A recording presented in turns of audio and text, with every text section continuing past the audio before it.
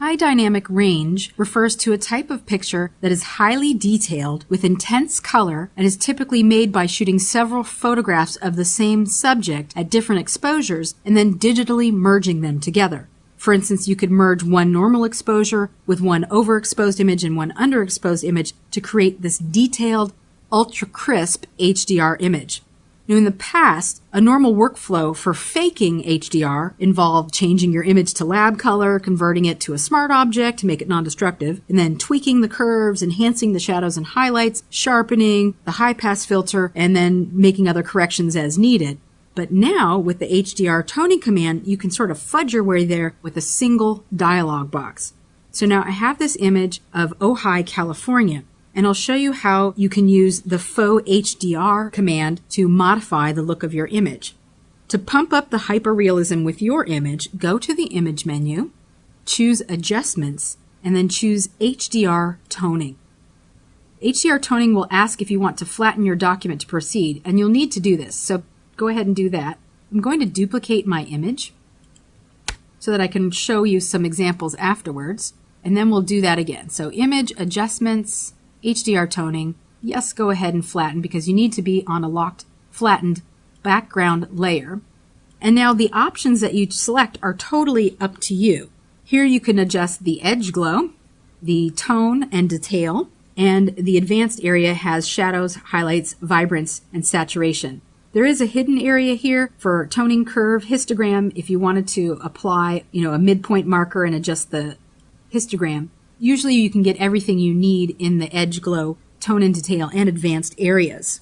Play around with the sliders until it looks right to you, and typically you get the best results when you adjust the gamma, the exposure, and the detail sliders before you lighten or darken the shadows and highlights, and then the last thing you would do would be to add the vibrance and the saturation. I have played around with this image already, so I know what the best numbers would be for this particular image, so I'm just going to plug those in while we're working here, and you can see, and then we'll show you the before and after version. And of course, this is completely subjective. The values really could be anything depending on your particular image. And then we're going to do some subtraction here. Ideally, I'm really just trying to pull as much color and detail out of this image as I possibly can without overdoing it so that it looks unnatural.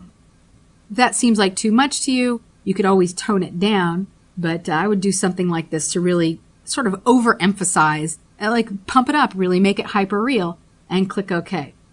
Now this is also a destructive edit, so if you wanted to make this non-destructive, you could convert your flattened file into a smart object first. Or what we just did was we made a duplicate copy and then we applied this to the flattened file so that we have our original if we ever need to go back into it. So here is before, which by comparison now really seems flat and dull. And here's the after, which is really, wow, amazing. So let's go look at some of the other examples. There was the before, there's the after. Here's another before. The sky kind of looks a little bit hazy off in the distance. But with this technique, we could really pull the colors out of the sky and bring some saturation back to the colors of the mountains. Here's an image of scarves above a skylight, and pumping up the color really makes it much more vibrant. And here's another scene with some faux, hyper-realistic HDR color.